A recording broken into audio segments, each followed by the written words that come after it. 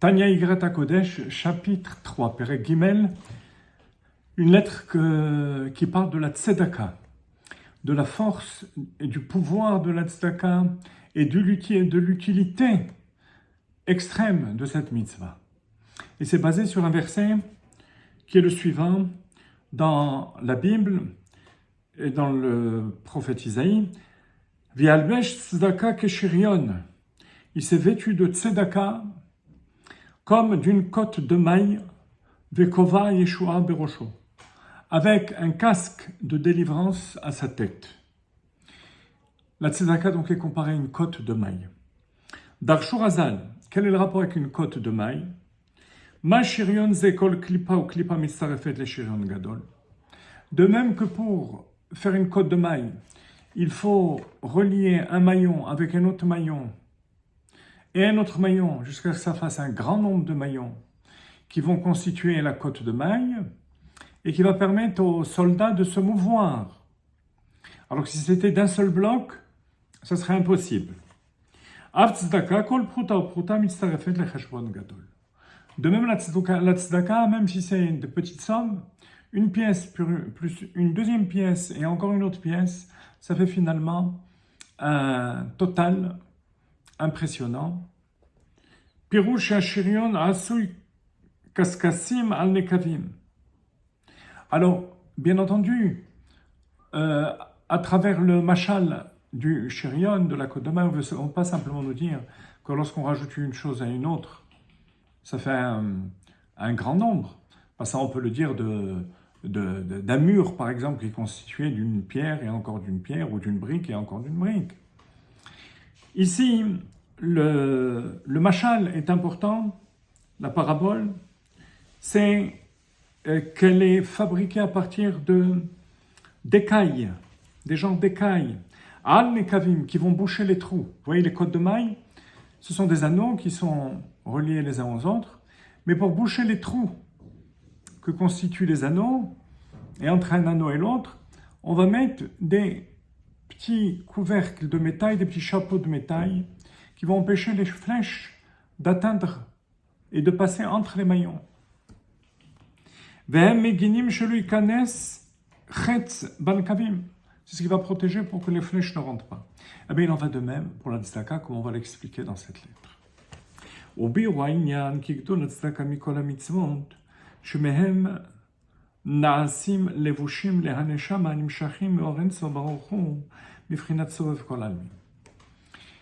Alors, pour comprendre ça, il faut comprendre la valeur des mitzvot de manière générale.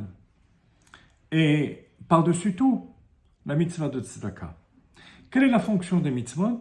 C'est de constituer un vêtement pour l'âme, et ces vêtements sont d'un niveau très haut, mais Orenso Baruch de la lumière infinie de Dieu qui transcende le monde.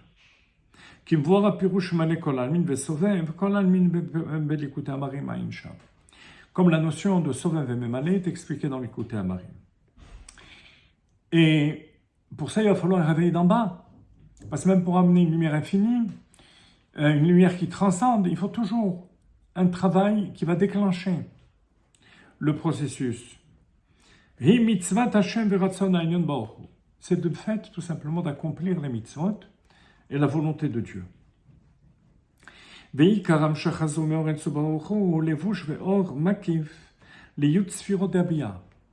Et ces vêtements, c'est ce qui va envelopper la lumière profonde. Ces vêtements sont du niveau de Sovev qui transcende le monde, et ça va descendre pour envelopper la lumière intérieure des mondes, c'est-à-dire les 10 sphirotes. Chokhmah, Bina, Da'at, les 10 attributs divins, qui eux ne sont pas de ce niveau qui transcende le monde, donc du niveau infini, mais qui au contraire viennent après un tzimtzum, une contraction extrêmement forte de la lumière divine.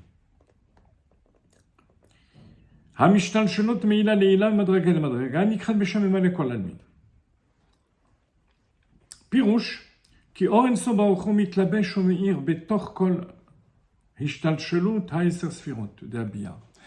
Voilà le chidouche. Cette lumière qui transcende le monde, elle n'est pas faite pour rester transcendée. Le but, c'est de l'amener d'amener ce qui transcende au niveau intérieur et profond dans le monde.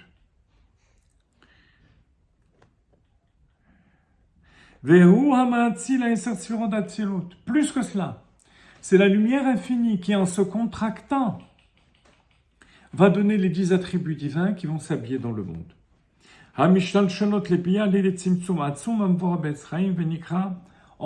Qui va donner finalement la lumière intérieure.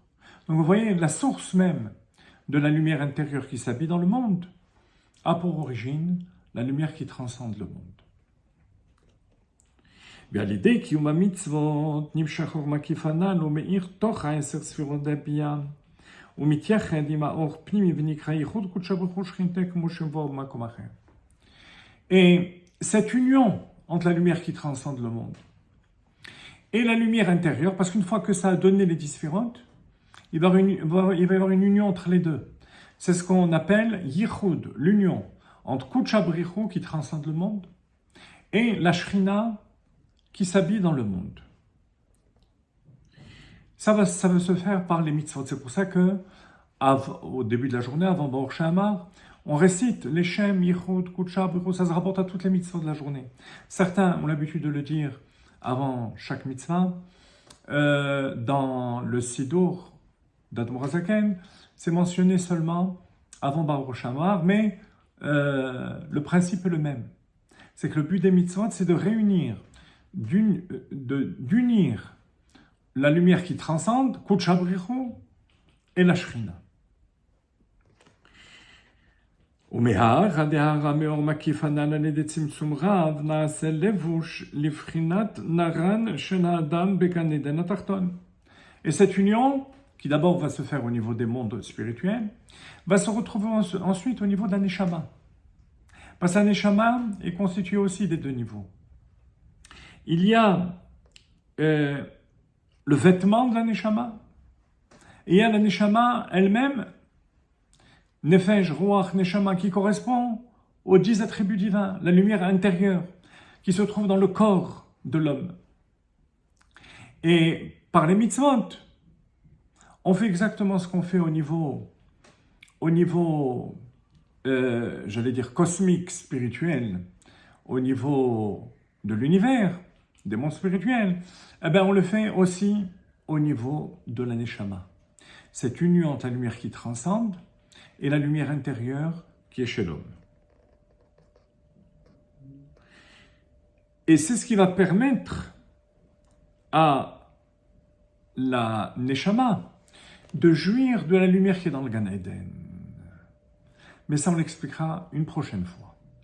Pour le moment, voilà ce qu'il faut retenir, c'est que la mitzvah de Tzedaka a la force, comme toutes les mitzvot, d'amener une lumière qui transcende le monde, mais pas seulement ça, qui va aussi permettre de...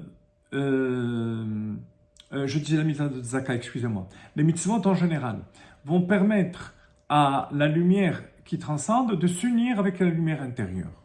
Les conséquences vont se produire dans le Gan Eden lorsque la Neshama se trouve là-bas pour jouir de la lumière infinie de Dieu.